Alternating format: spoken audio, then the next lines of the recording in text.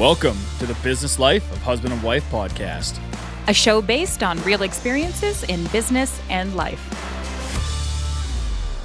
Hey guys, welcome back. We're on episode 63, season 2. We are super excited this year. We've done a lot of cool things. We've already kind of crushed out a few goals and things that we wanted to do this year. Yeah, done in the first quarter. Clearly those goals weren't big enough. But anyways, moving on. Got to make bigger goals. We still got some long-term ones that we're trying to hit, but we just came back from an event. So we were gone March. What was the days? March 2nd. We were doing the event from the 7th to the 10th. So we just went through an Evolve course in Virginia, and a beautiful resort, all about learning personal development, the mental side of business, the profitability side of business, the leadership side of leadership business. And personality stuff. Yes. So we thought, because we have our 4 formats of our show, so we'll run through those for you guys that don't know. We'll just do a quick recap. We got 4 formats of our show this season. We do couples episodes. We interview them, get the ins and outs, all about, kind of understand how they do things differently than what we do, and try and implement some of those in our daily lives. Then we have our expert episodes, which actually we have today. So that is where we get industry professionals from everything back-end business related. So everything from lawyers, accountants, HR specialists, marketing specialists, and we just get the details that us business owners need to know. So season 2 is all about the in-depth details. The next layer. Absolutely. Whereas like the first season was all about the 101s, the very surface level stuff, just to get everyone kind of familiar. And now we're going into in depth. And then the 2 other formats that we have the Q&A episodes. So that is where you guys can submit your questions on the top right-hand corner of our website, which is businesslifeofhusbandandwife.ca, or you guys can DM us also through Instagram, any type of social media as well. And then this year we had introduced a new format to the show, the Foundation Hour. Mm-hmm. So those are episodes that we find that the rules are out there and kind of structures for your life and for you guys as couples or as business partners or as individuals that we're putting together for our second book. So the last episode, 2 episodes, you guys can catch the Foundation Hour, the 10% rule, and then the 1% axiom. So the whole weekend, it was kind of a bizarre universe, maybe some higher power switch, that we did this episode 2 weeks before we went to the event on 1%. So like the Atomic Habits by James Clear, the 1% better, exponential growth. We did a whole episode on this. Japanese philosophy. All the way through, Kaizen into lean manufacturing. Like it all interties into business. It's just trying to get better as individuals and then making your team better, little tiny tweaks that make things better.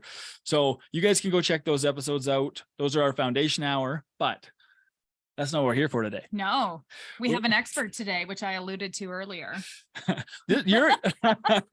So without further ado, so we got Evan Dewald with us today. He's coached us a little bit in the Enneagram. You guys have listened to an episode if you've tuned in before. If you haven't, go back and listen to the first episode, because we're going to... episode number 32. We're going to dive in a little bit deeper into the Enneagram. We're going to go into the second layer. Yes. That's the plan. So you guys get a little more in depth. We're going to do a little bit of recap, and we're going to do a little bit of promo for Evan's coaching, because we're finding huge benefit from it. So we're hoping that you guys will too. Yeah. So without further ado, welcome, Evan. Hey, how are you guys doing? Oh, we're fantastic. We're so good. I mean, it's cold again. It was warm where we were last week, but with the sun shining, so we're not complaining. Yeah, I totally can understand that. I'm a little on the done side with winter. Yeah. I'm not sure it's done with us, but I'm done with it. I think there's one more left in there. There always is. We always get too keen, and then whammo, another spring storm. Yeah, we set those expectations in our head, and it really messes with us. Yeah. Yep. Spring's here. No, it's not. No, it's not. I think maybe it's something connected to you guys, because every time I have either driven out to Okotoks to be there with you or been in the it's been wildly cold or stormy. But it's not wildly cold today. So it is not. So maybe we're changing a trend here. I'll take it if that's what's happening. Oh, it's good to be with you guys. It is. That's good to have you back. So you actually are our first repeat guest. Oh, yeah. Really? They got big shoes to fill for us today. I left a massive impression.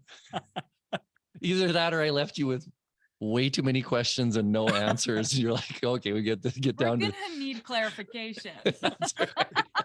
You know, that's Robin's type. That's 3 Yeah. right there. That's right. Exactly. Need more. So what I want to do for everybody with you is I want you to give them a little bit of a recap on basically the 3 triads and then the 9 types. And then we'll go into the deep stuff a little bit later. If you can give us a recap on that. But first, you sent me a note about your coaching stuff. So can you give everybody listening a little little shameless plug? Let's do it.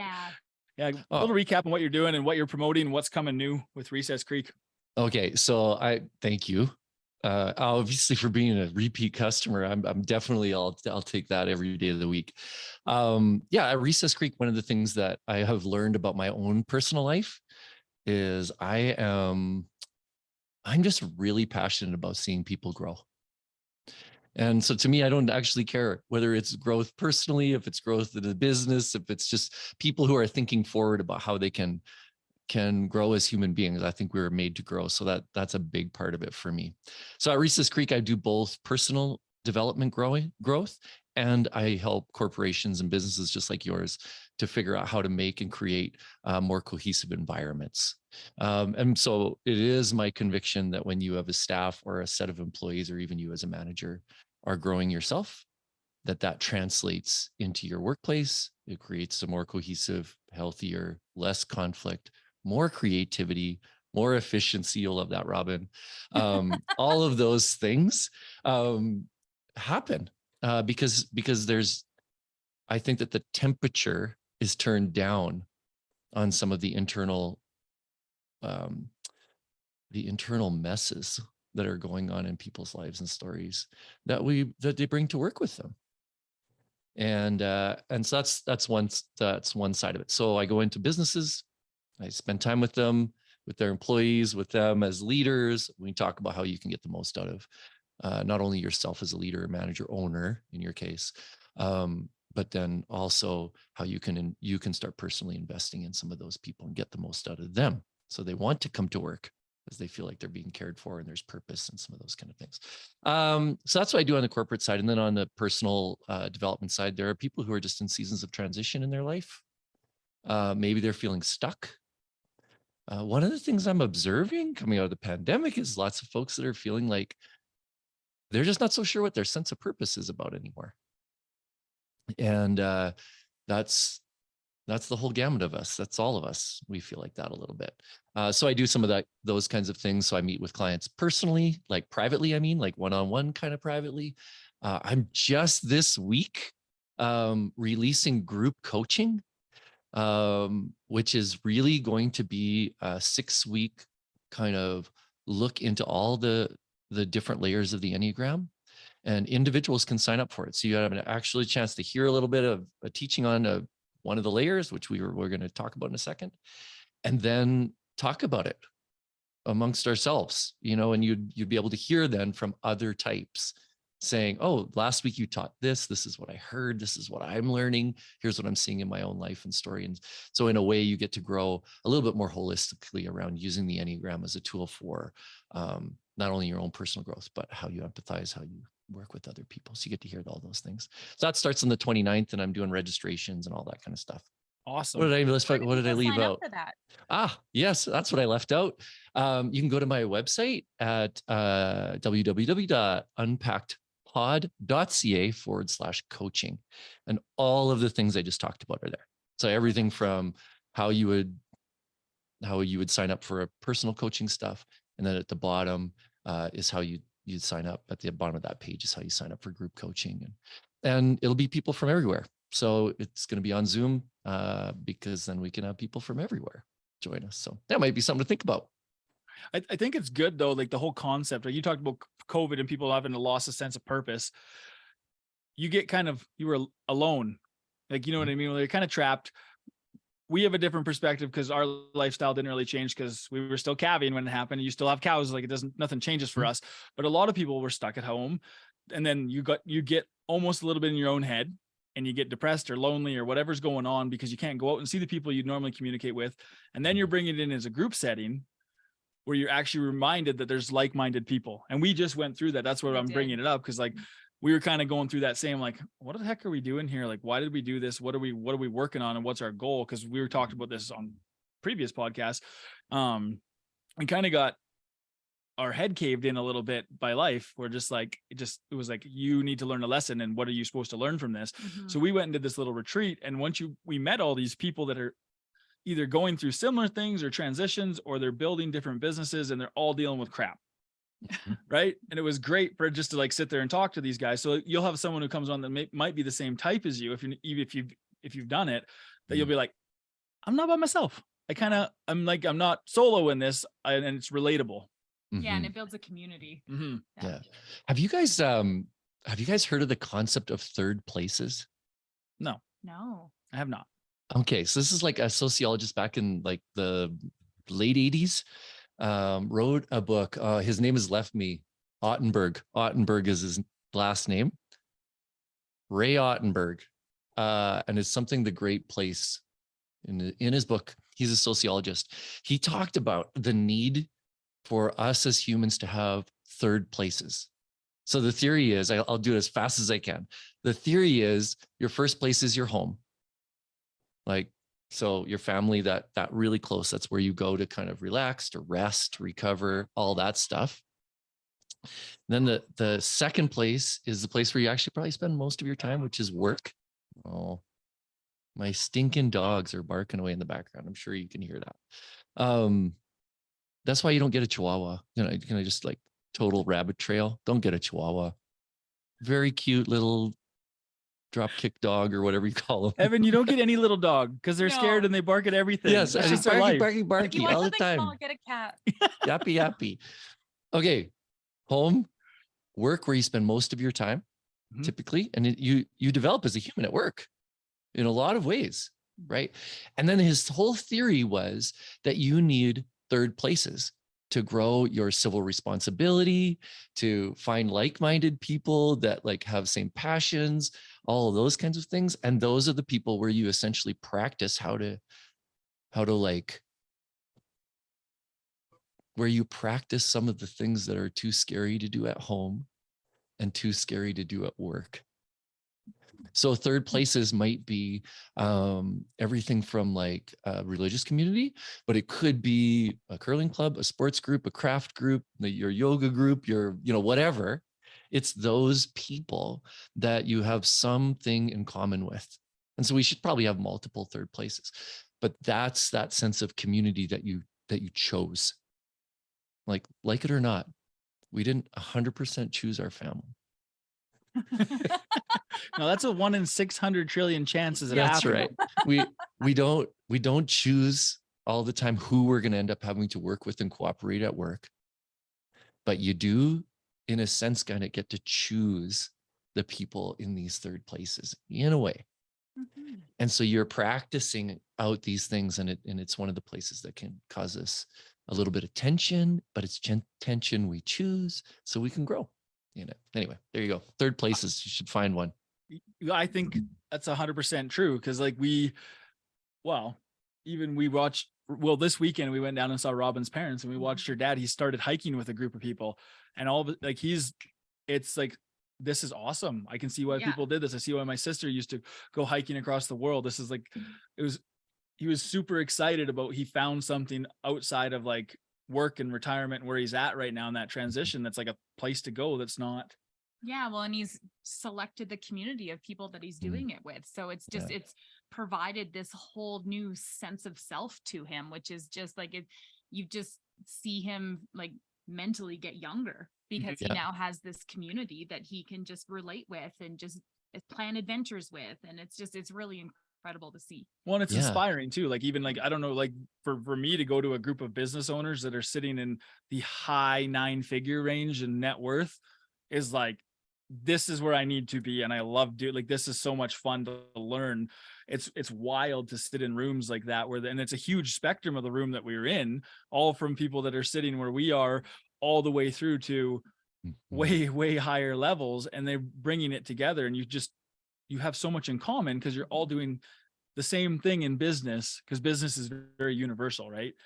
So that's like, you find your sense of purpose again. Yep. Like we talk about. Yeah. And like all this conversation started because it was like, what COVID did was took away your third place or third places. Yeah. at least for a period of time. Well, I just shook everybody. Right? Took away our second places too, some of us. Yeah, for some of us, our second places too. Some of us, Exactly. your second place was then forced inside of your first place. Yeah. Well, and what would end up happening, like if you have issues at work, if your second place starts to get a little bit unstable, where do you end up talking about that? In your third place. Mm-hmm. Right? And maybe in your first place as well at home. But that's kind of one of those interesting things. If you think about it in that 3 perspective, it's like you kind of need these 3 stools, like 3-legged stool kind of thing to kind of hold your mental health and all those things together.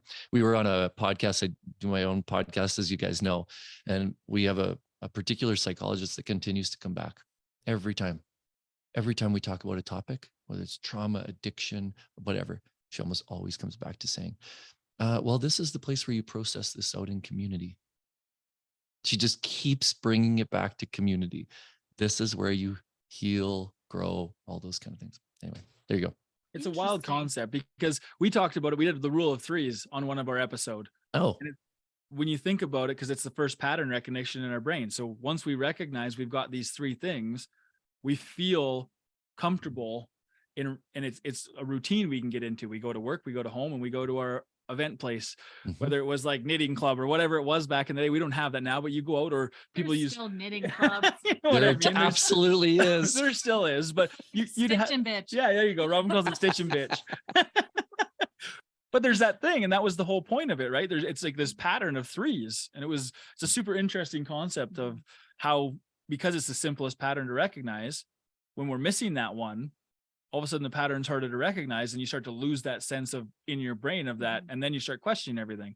So it all ties in. The world's a wild concept. Like in general, just life's a wild concept of things we bring together.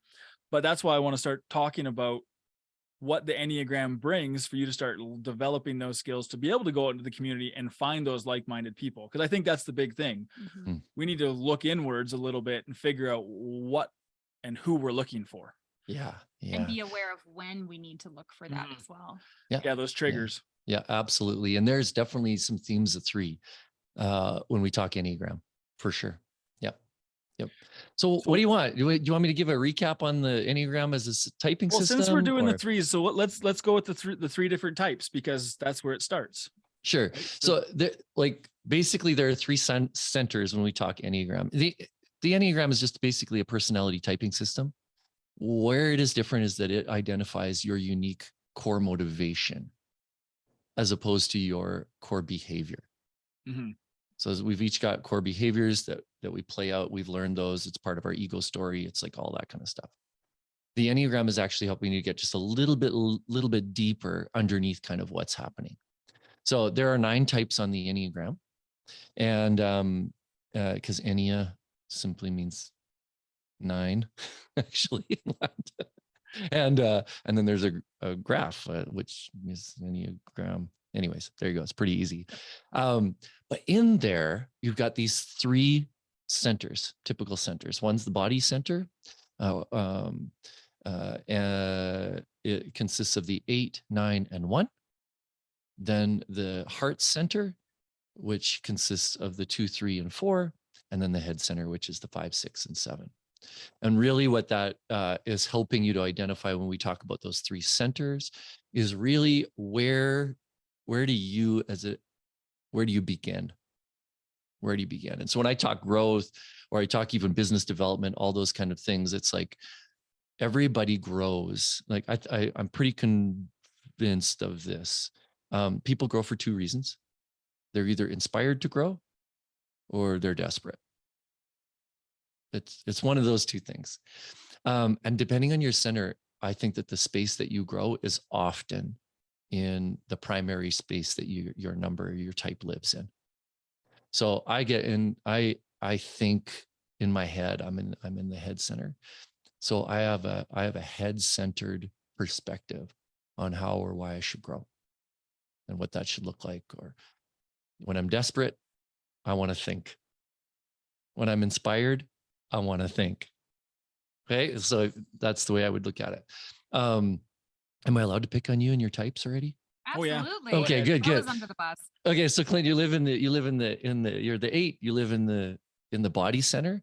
I would suspect that most of the spaces in your life, in your story where you have grown, you've had just a in your gut sense that it's time to grow, and or you're desperate to do something different.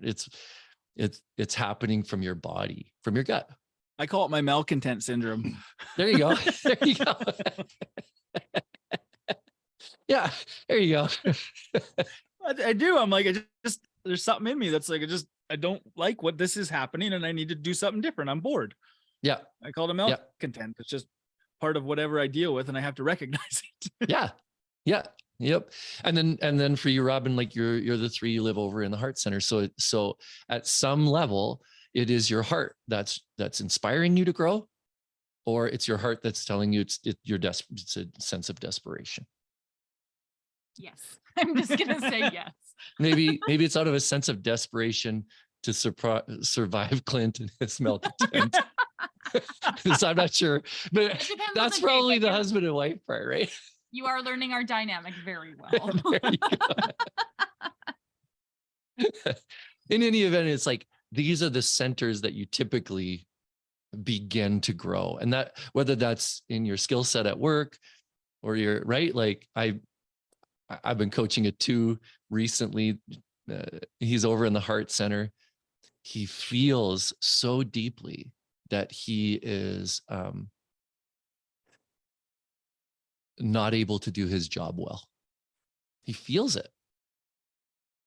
Even though all his reviews, all like his boss, others are telling him what a great job he's doing. He goes to work, he doesn't feel like he is on top of things.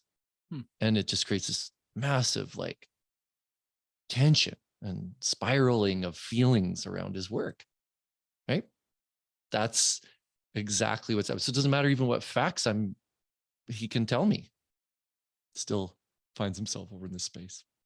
There you go. That's a little bit of kind of those 3 centers can be really helpful, even in understanding as a manager, business owner, or whatever, even if you don't fully understand the types and all the intricacies of the types. And there are lots of intricacies around the types, which we're going to talk in a second about instincts or subtypes as they talk about them.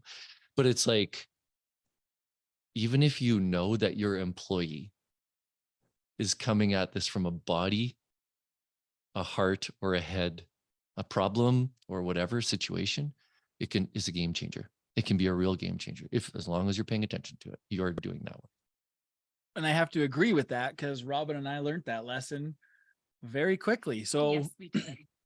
We'll do a little story time for everybody. Yeah, I love those. Evan came in and he did all the typing on everybody. It would have been in November, of last year. And we did all the typing and we learned what everybody was. And we had a 2 and a 6 in and I don't know if you want to just quickly give a rundown of those 2 numbers, and then I'll give the story on what we did wrong because we didn't fully understand what we were putting people together in to do. So do you want to just give a quick recap? Yeah, I can give you on those two types. The 2 is known as the helper. They are typically very, very connected. They're very warm. They're all those kinds of things. They're in the heart center. So they have a lot of feelings actually.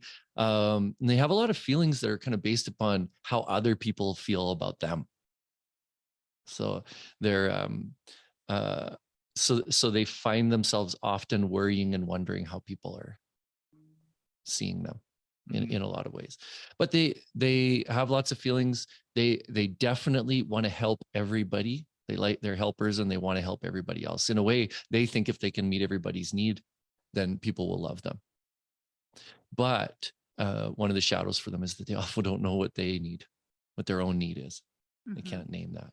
The 6 is over in the head center. They're known as the loyal skeptic. They have a core motivation to be comfortable, to be safe, to be protected, like all of those kinds of things.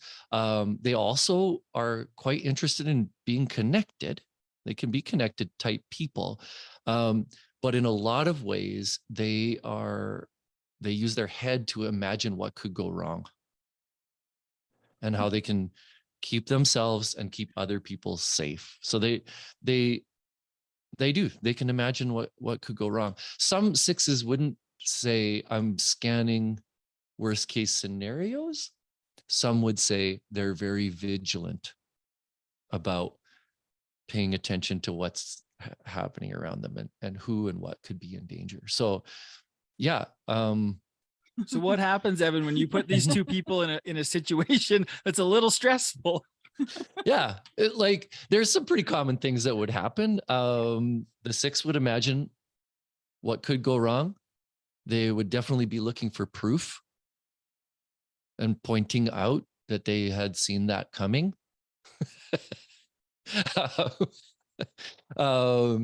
Remember, they're trying to protect themselves in a lot of ways, like trying to keep themselves safe. So as loyal as they are, they also ask questions sometimes that can come across really, well, it comes across a little critical sometimes, right? Because they're trying to suss out the dangers. A two is quite sensitive. They want to help everybody. They think they can help everybody. They typically don't have very good boundaries, some of those kind of things, unless they're working on those things. And like they get their feelings hurt. Like, yeah, like twos can get their feelings hurt, especially if they're not paying attention to those things. Like using the Enneagram is about becoming aware of these things. Yeah. So these aren't common tripping points. But when you're not aware of them, yeah, they get their feelings hurt. And then they can whirl around until they get angry. This made us very aware. We did this and we knew the types and we didn't actually think the problem through efficiently enough or effectively enough at that time, mostly due to outside pressures, and we were in a hurry. And instead of taking that 2 minutes and slowing down and just analyzing, hey, how do we do this a little bit different? We sent those two numbers off on a job install by themselves that got stressful. And they did fine. Nothing bad happened. But when you have a worst case scenario thinker and an emotional thinker together, one's trying to help the overthinker, and the overthinker doesn't really actually want your help. They just want to think through it. And then the number two did not feel like they were being supportive or helpful to the number six. It was not efficient. It was a bad day. Yeah. And you put a stopwatch on them that they have to get a job done in a certain amount of time. Yeah. So there was pressure. So it was us learning that how they think about it. We might have been better off maybe sending a different type with them to partner on said jobs to help in them the future. You know what I mean? Like somebody who can just make a decision, and a six would be totally fine with that. So who would we send if we were doing it in the future? We kind of know now, but for everyone listening, what number would you send with a six who's like really overthinking a project and not sure if they can execute on it, when you have somebody who can come in and just make a decision and it's like, no, we're going to do it this way and we got this, and they just walk them through it and they're fine. So a 7, 8, or a 3. A 5 would also have worked. Yeah, if the 5 would say out loud what they're thinking. The 5 thinks the most, are very logical, all those kind of things. Just don't always say it out loud. We don't like to share that information. We have a very it. strong 5 on our team, and he's part of like our management side, and he's very good at analyzing and researching, and you have to pull the words out of them. But we also, one of those things that we already knew, but just being aware from you coming in and like typing everybody, it was a very blatantly obvious that this is how I need to ask and then wait 24 hours. And then I'm going to get the best answer possible, plus 45 other solutions I don't really need. For me or Robin are both like, no, we're good. Just one's good. Yeah. You've already analyzed everything and you have come to the best conclusion. So let's do that one. Yeah. When I talk 5s with businesses and corporations, I always tell them, look, if you have a research project you need done, ask a 5 to do it. They'll go away. They'll find out all the angles, all of them. They'll come back. They'll give you the best non-biased like presentation you've heard on all the options. And if you ask them, they might tell you which one they think is the best choice, but you got to ask them. So yeah, it has definitely taught us how to ask questions and what questions to ask. Right. When we're doing like those team pairings and stuff now. So this has definitely been hugely beneficial to us, but Well, just for recognition, like you probably notice it, but Mhm. because we're so into the day to day and as business owners, we're in the muck and Yeah. trying to get out of the muck and, into like water you can see through takes a bit of time. And when you finally clue in or someone just tells you, that's usually what happens. Like when you came and did this, it was like, this is what you have. Oh, you know what I mean? It was like, you dumbasses. Like it was one of those. It was no, but like that's how I think. Like I'm like, oh, I should have recognized that. Like what was I? But I needed to hear it again or a third Yeah. time. Yeah. Well, That's and week 3. I think too, like you did also name it. It's like you were in a very busy season. You were trying to get stuff done. You were stressed out. Every owner of a business is stressed out all the time. I was going to say mostly, but pretty much all the time about something. And the truth is that a 2 and a 6 can work together. Mhm. But if you're the manager of that 2 and 6, it's helpful to know about some of the potential tripping points. And if the answer or the resources to those answers are nearby, then they both feel more secure in what they're doing. So but you're sending them driving off to another, part of the province with a project to do that you're not there for. They're having to do the problem solving and all of those kinds of things. They don't want to bother you. One doesn't want you to know that they're feeling incompetent. The other one wants to tell you that they're feeling incompetent. Which right? and that just Like, ties back though to us as business owners recognizing Robin calls them holes. Yeah. What holes did we have? yeah. Did we have the proper procedures in place so they could just go and look on their phone or in a manual being like, these are the problems that we've all run into. And if something new comes up, well, we're going to rewrite that. We so immediately we flag implement it. that Yeah. and we're flagging that. And that's been our biggest lesson is like, we're just filling holes. Yeah. From everything we've learned from the Enneagram so far, it's like, okay, now we need to learn how to fill holes and reasons why we're doing things are happening the way they're happening. Yeah. Because one of the things I would say is as you study these personality types and get to know these people, all of the answers are present on you, on your team and with you. It's not just you needing all the answers. Some of your team members have the answers to some of your problems. And that's true in your work. It's right. It's true in other places, right? It's like every one of these types has this strong set of gifts that can contribute to the overall well-being of a business. Okay. Yeah. I think that's a good segue into leading Yep. into little tidbits of each type. Well, we're past that point now. Oh, okay. We're already past that Never point. mind. We're just touching base on the Enneagram, getting people. You guys can go back and listen. Go back to episode 32. Yeah, he talked about them all, and you guys can go listen to their podcast, the Unpack Pod. And you can go through. You guys just did a series actually where you did each one, right?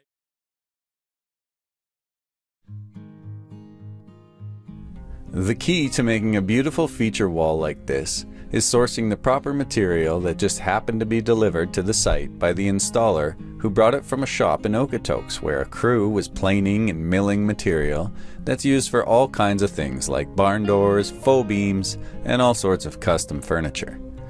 Of course, it isn't that easy because before milling the lumber, the nails are removed from the boards, but not before hauling the boards from another yard, which can kind of be fun to get to. The material is stacked and well organized because retrieving the material means going out and gathering each board, piece by piece. But the real secret is finding a barn that is no longer functioning for its intended use. The 100-year-old boards from this barn will be on display in this new home for the next 100 years. We're Two Birds Furniture, and this is what we do.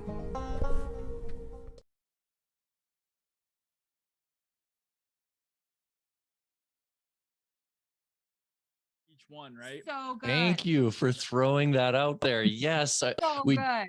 we just finished our Everyday Enneagram series on Unpacked, and normal everyday people, some at various degrees of growth in their type, and we just talked about life as their type and what they're like, and it was really fun. Yeah, did you listen to them all or just some? Just some. Robin. I'm like halfway through right now, but Okay. I just did me and Robin's numbers just so I could do relatability things. There I you haven't go. got into. I did send all the team that we have. I sent them their own. yeah. I'm Oh, like, you good. need to listen to your own number, and then we can talk about it down the if you want to. They don't have to, but I did send it Yeah. to them. No, Yeah. it's not a mandatory. Yeah, this is now a man. No, we're not doing that to them. But I did send it to them. Be like, if you guys are interested in, like, because we did the typing, and there's Mhm. curiosity. Obviously, Mhm. there Yeah. always is, right? So yeah, we did send it. But yeah, so you guys can go listen who are listening right now. Go listen to those episodes. That was just launched. What I think you guys put those out the last 8 episodes or 9 episodes. Yeah. It's 9 episodes. The last one is like this last week we did the 7, and which was admittedly the most fun episode because I'm a Shocking. 7. So Everybody's here to party. no, yeah, exactly. If you're not laughing, you're not getting anything done.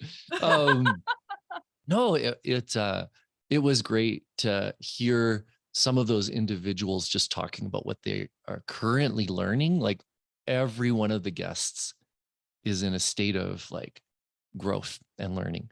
And so there was good excitement around some of that as they kind of tried to articulate even what they've learned about their type. And even in some of the moments kind of revealed what they haven't learned yet about their type. And that's real, right? And we tried to point that out too, to kind of go, well, here's the thing about that type. Do you feel like this? And there was definitely a few moments of like that we edited out, these calm or terrified looks that we would get every once in a while. It was like, oh, I think you just revealed something I don't want anyone to know. In fact, I didn't want to know. So, Which happens. Yeah, it happens. That's It's all part of growth. the personal development, right? Yeah, Sometimes it you is. uncover shit your brain doesn't want to know. Yeah, it gets Yeah. uncomfortable, right? And Yeah. that's the Yeah. whole point is you're not growing. What was the line that we just heard? It was in that book. If you're something to do with rotten. I'm gonna have to look that up. Oh, There's a quote about about growth, and it's something to do with it. If it's rotten, you throw it away, and if it's ripe, I can't remember. Robin will look it up right now, and we'll put it on the episode. But that's kind of, it ties in. If you're not trying, Mhm. and you're finding those like things inside you that you don't really like, you can't keep shoving it down. Well, you can. I mean, I go. found it, so You I'm found just it. gonna Okay, say it. there we go. Okay. When you are green, you grow, and when you are ripe, you rot. Oh, yeah. And it starts to stink, doesn't it? Yes. But I when you wonder who's- recognize that, you're just like, it is a quiet moment because it's quick self-reflection. You're like, uh-oh. And then you're on the spot. So you got them on a Yeah. podcast and you're Yeah. sitting there being like, Yeah. uh-oh. Well, then you Yeah. have the whole experience also on video, which can also be very exposing for people. And sometimes people don't want to share their growth. Yeah. And Yeah. that's okay. Yeah. Mhm. Well, it's so vulnerable. Mhm. It's exposing. And, we've, the three of us have had a few moments like that in our own sessions where it's like, You have seen me cry.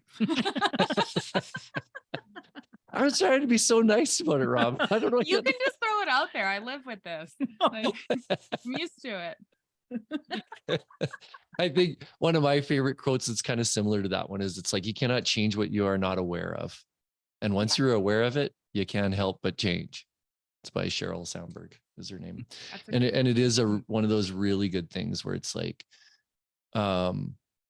allowing some of the truth about what's in our past or in our stories, or even how we've come to see the world come to the surface, can be a terrifying experience. I know that was the case even for me as an Enneagram type 7, when I was first doing my first kind of growth cycle using the Enneagram. Oh man, I got to the 7. It was supposed to be this fun party animal person, only to find out that a good portion of my life I've been avoiding emotional and psychological pain and not knowing I was doing it.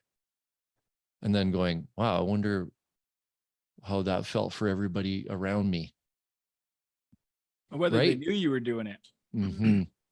So I think that was hard for me. That was a hard realization to kind of go, oh man, I literally, like, my confession moment most books start at the 8 and work their way all the way around to the 7. It's kind of how they work at using those centers that I described earlier. So I read this book. I was super excited to get to the 7. I'm like, no, I'm going to be committed. I'm going to listen to every type, learn about everybody. And I was really excited. It's probably what got me to the end of the book, because I have a little ADD going on. I don't usually get fully to the end of a book, but this one I did. I got to the 7th, super excited, like it was going to be this fun thing. And then I cried half of my way through the whole chapter, just like, oh my God.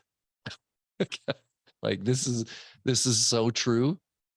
And the truth, I do believe that the truth is the beginning point of growth, but I do not believe that the truth is always good. Sometimes it's really hard.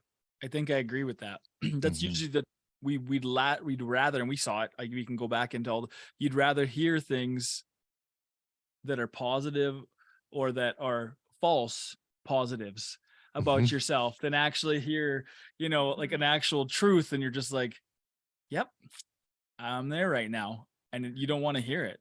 Yeah. And it sucks. Yep. Right. And the Enneagram can do that to you if you're not prepared a little bit. I think you have to be a little bit more ready to grow. Yeah. Right. You were saying that earlier. I think you have to be ready to take that punch in the nose, because that kind of, you know what I mean? It's like, it feels like you get punched or I always call you just like, it's like a speed bag when someone's you're like, okay, I get it. Like, slow me down for a minute here. Yeah. I think that's one of the tensions, even when I do corporate work and some of those kind of things, is right. Like, I'll come into a whole staff environment where an employer has decided they would like to know each person's number so that they can manage their business better. So they type their employees. They give the opportunity for their employee to learn about their type. And then you get into a private session with that particular employee. And sometimes they actually aren't really wanting to do that kind of growth work yet. And so it's very exposing. And so even as a manager or owner or whatever, when we do these types of tests, not just this one, but the others, we have to kind of recognize, like, how is it that we help our employees to hear what's helpful for that moment and for those kinds of things, so that we're gently encouraging them towards, inspiring them towards growth, rather than saying, you're going to lose your job if you don't.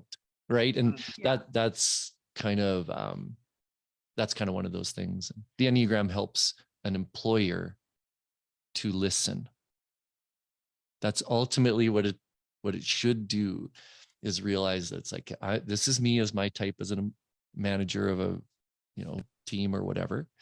And then I have these other types that are here, and this is teaching me how to listen to them. So we can get the most out of whatever project it is we're working on.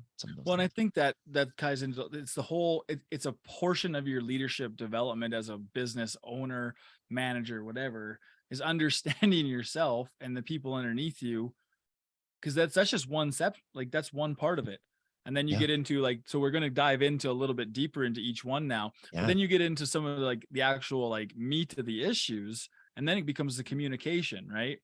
And why you communicate and why you do things the way you do. And that's where we're going to dive into, guys, here for the last half of the show here. We're going to get right into the bottom. Instincts. Well, we're going to get into the instincts. Yeah. The instincts are fun. There's 3 of them. So we're back to 3, right? One of the interesting things as I get ready to start explaining the instincts really quickly is to point out that your instinct can change. It doesn't typically change in a moment, but over a season of life, it can change. So when I talk growth work with people, I will, your type doesn't change. You're your type. So you're stuck with the 8, Robin. And Clint, you're stuck with the 3. That's how it goes, because you're married, right? So, but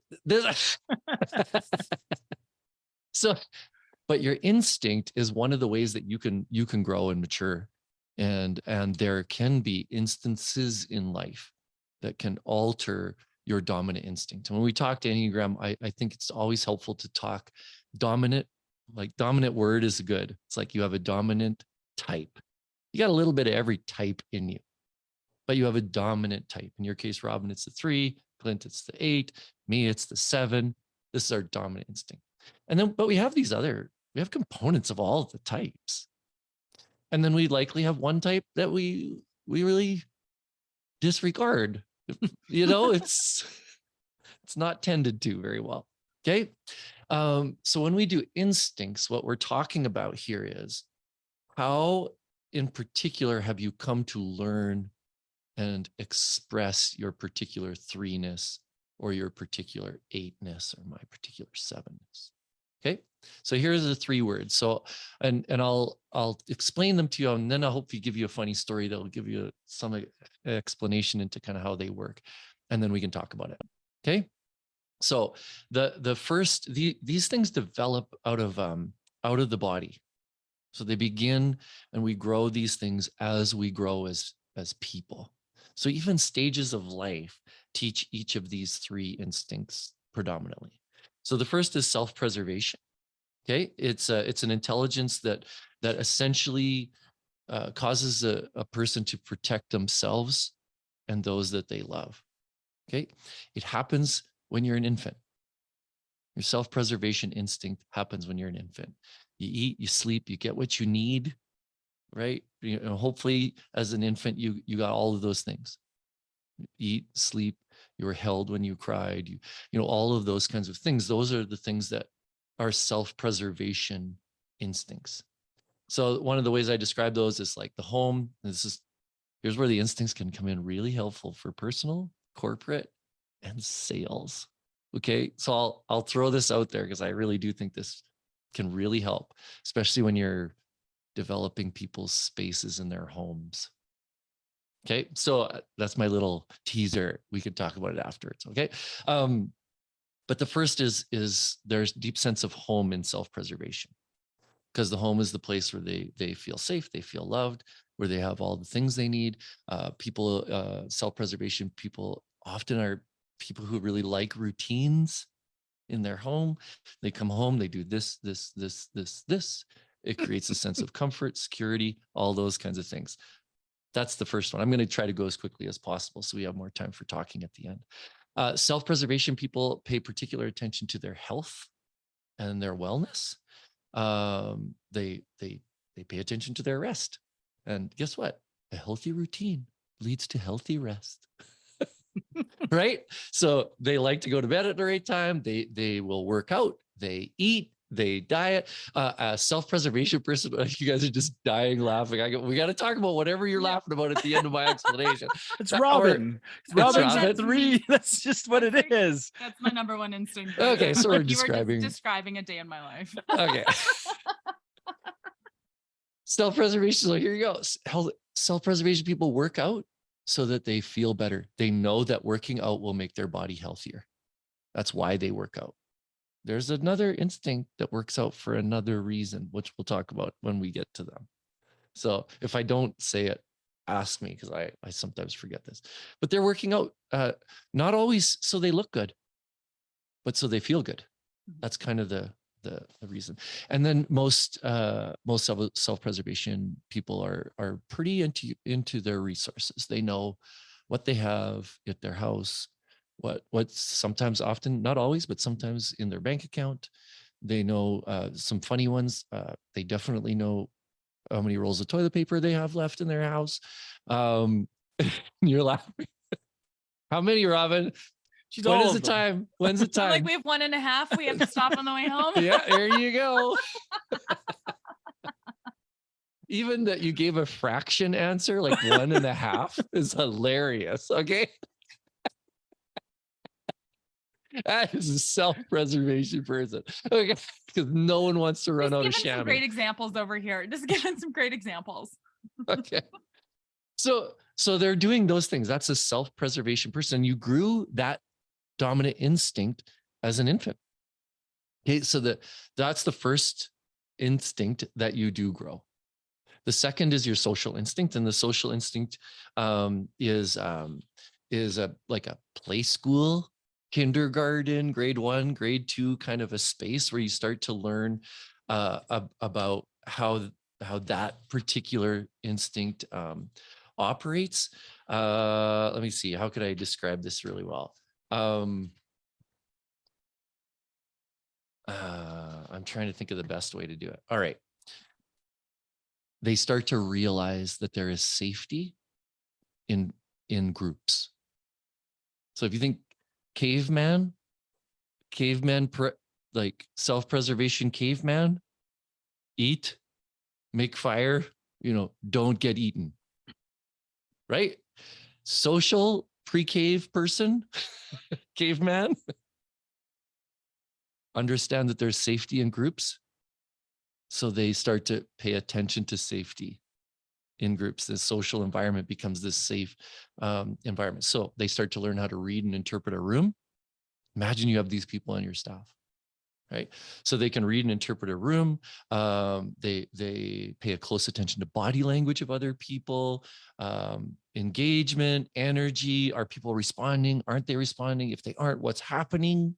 Why aren't they responding? What's going on?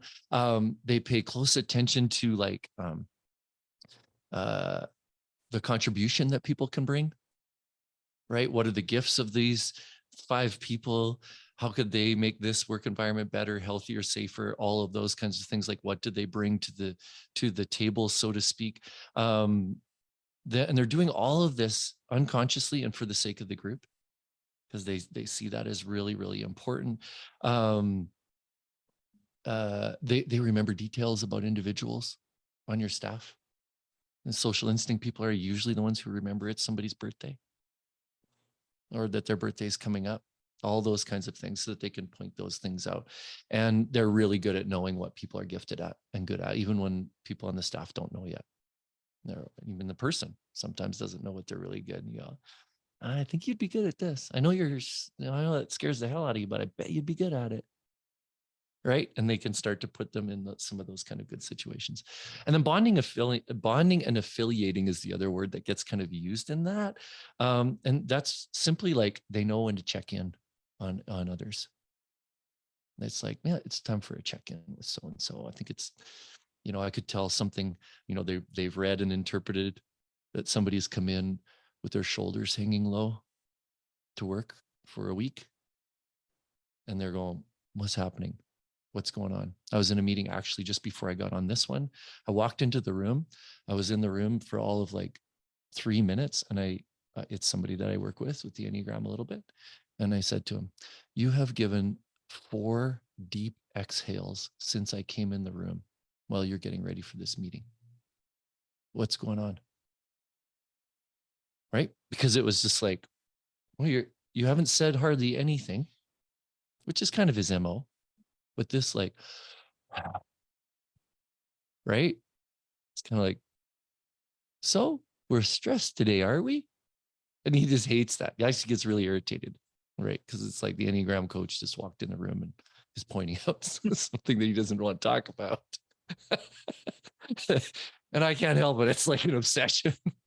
So I have to point it out. That's the social instinct. Then the last one that we talk about often is the sexual or the pioneering instinct. And in corporations, when I work with businesses, I say pioneering. In one-on-one individual coaching, I say sexual. It's the one that was developed in you when you were in junior high. Being in junior high comes with all kinds of risks, especially if you grew up in a small town in Saskatchewan. There was a lot of risks, like getting in fights and all kinds of other things, part of the risk factor. I'm assuming Alberta was similar. Yes. Yes. I don't have to assume. I've been in Alberta long enough to know that it most definitely is very similar in that regard. But pioneering instinct people have a capacity to take risks. And some of this, like this pioneering instinct, is the desire to it's the instinct to survive. So there is a primal sexual thing to it. We developed it when we were looking for a mate. When you start realizing you're attracted to others and you want to practice that or figure that out, right? There comes with all kinds of risk with that.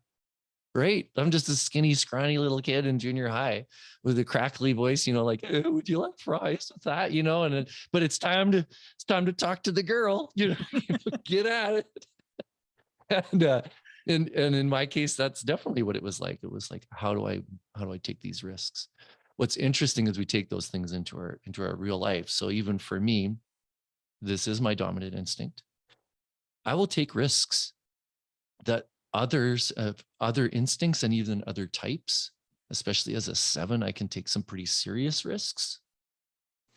Other people look at it and they just go, why are you being so risky? And honestly, sometimes I do things that don't even occur to me that it's risky.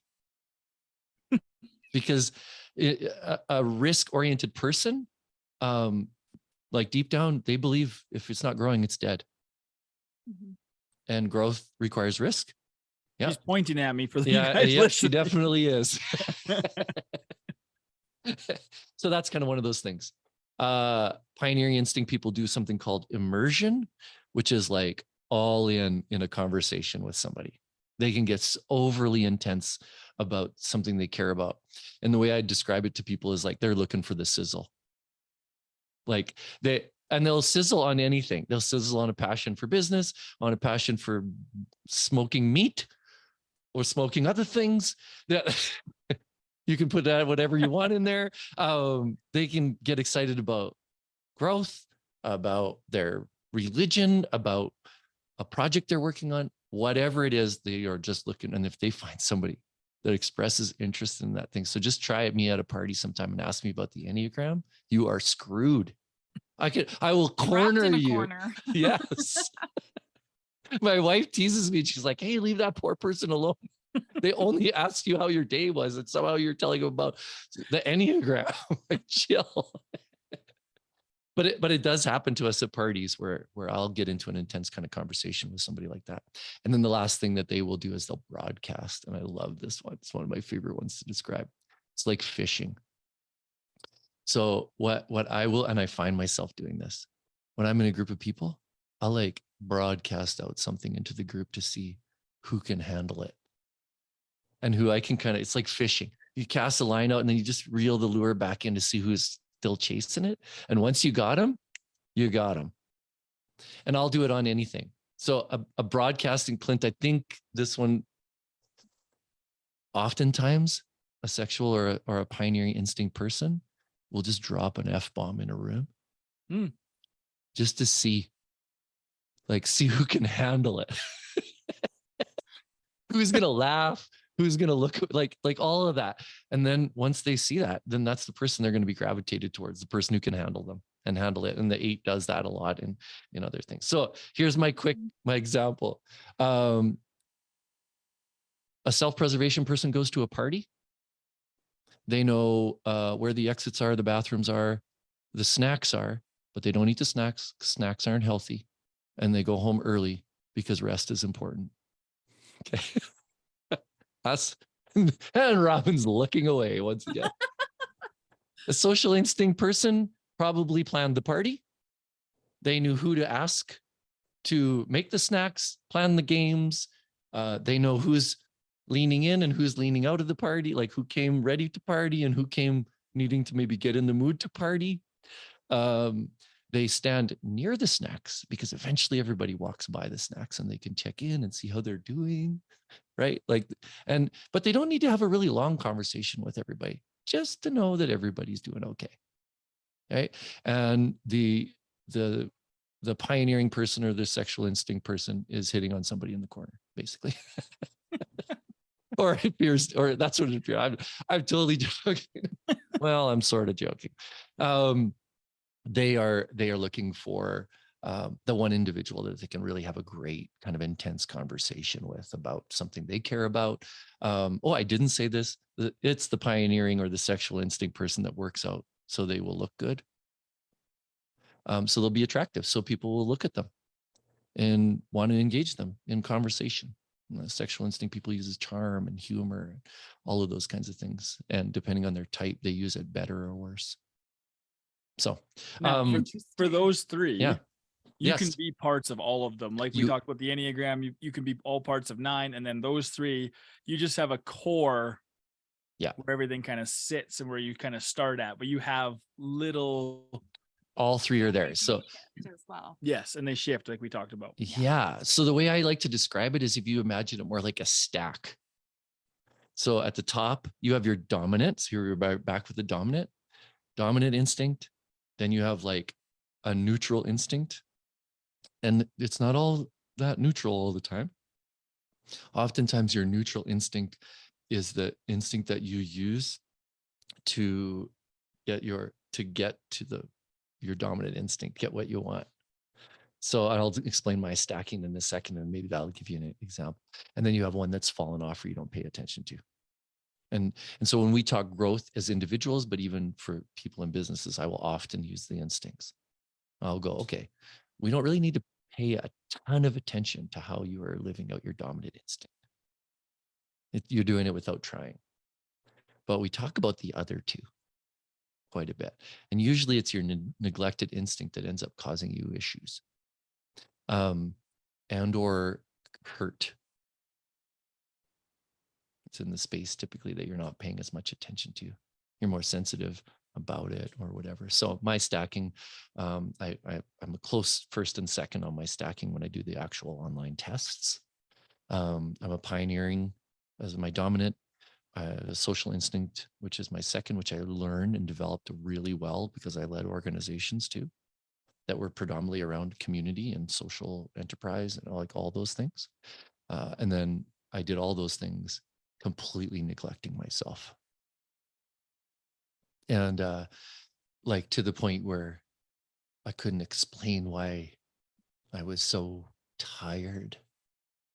And it was like, oh, I forgot to sleep last night. Or I forgot to, eat. I will often come to supper time still. And my wife's like, hey, she'll put supper on. I'm like, man, I am so hungry, and just consume it. And she's like, did you forget to eat again? I'm like, I don't have to think about it. I'm like, yeah, I think I did. I think I got carried away working. And then it didn't occur to me to eat. Right? Like that happens to me. And so Robin does it to me all the symbols. time. Yeah. She like literally brings me food because she's like, you're going to forget. I'll go because coffee in Copenhagen. I'll put it out there. Yeah. I live on coffee in the morning in Copenhagen, and then I just go. Yeah. And I forget about this. So like, it's very relatable, right? So we're like, Yeah. we're having a real relatable conversation, me and you right now. Like exact same. I just get almost called tunnel vision. I'm just like, no, I'm on it. I'm not getting out of this because I don't like to restart. Robin only calls me Diesel.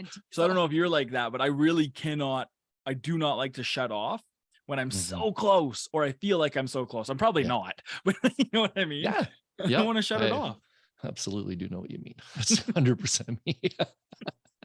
So those are some of the ways that that's playing out. And then you just imagine that's the pair of glasses. That's the pair of glasses that you put on.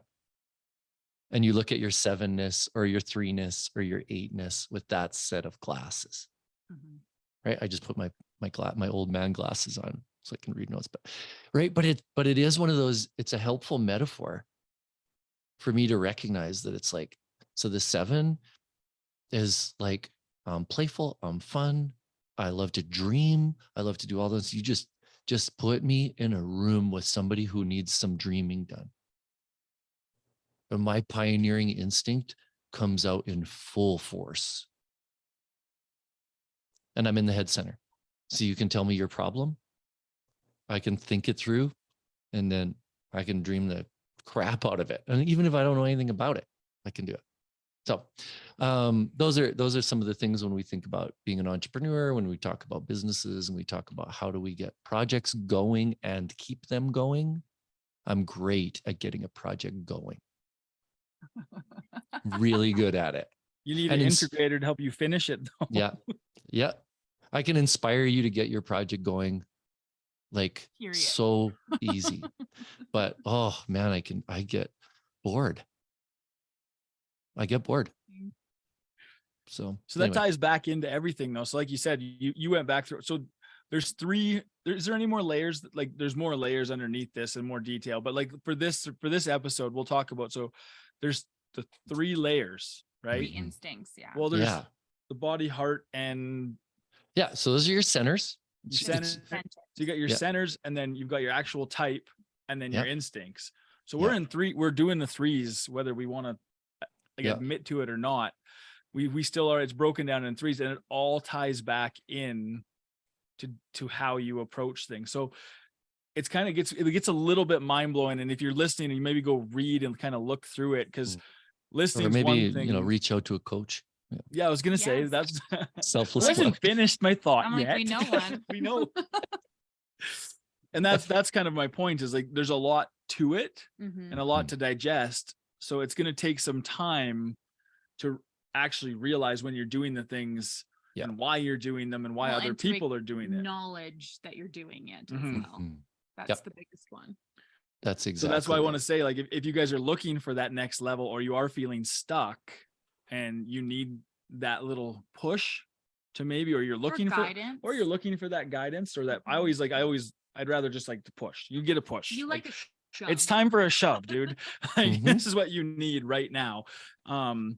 If you're looking for that, it's a great resource, and it's great to go and talk to Evan, because we've actually had some really great conversations about certain things, and we're going to be having another one, like we talked off air about, but we're going to have another setup and another session too, and we're going to bring our whole team back in on this one. Mhm. Great. That sounds awesome. That sounds really, really great. So do you want to just Yeah, I'm like, for all of our listeners, can you just restate where they can all find you? Yeah, you can find me at unpackedpod.ca. That's my website, /coaching. Okay. You can follow me on Instagram at Recess Creek. You can email me at Recess Creek, Gmail at Gmail. Perfect. And all of those places have my information in terms of my phone number and all that stuff. But this would be my plug. Like, I am taking, this is my big plug for group coaching. If you're a business owner right now, or you're somebody who is in a season of transition or any of those things, so you want to learn about all these layers, the deal I have on group coaching that starts on March 29th is seriously the best deal going. I'll give you the price. For $235, you get 6 sessions where we talk about all the layers of the Enneagram, including the stances, which we didn't talk about today at all. I'm going to teach one of those things each time. I'm going to go through all the numbers for the first 2 sessions, and then we're going to go into instincts, stances, centers, all those things we're going to talk about. I'm going to send you away with things to think about for yourself. And then we're going to come back and we're going to talk about those things as a group.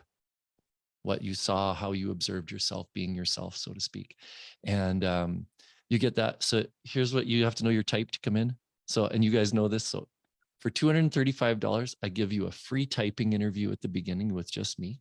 So you know your type coming in, plus all those sessions.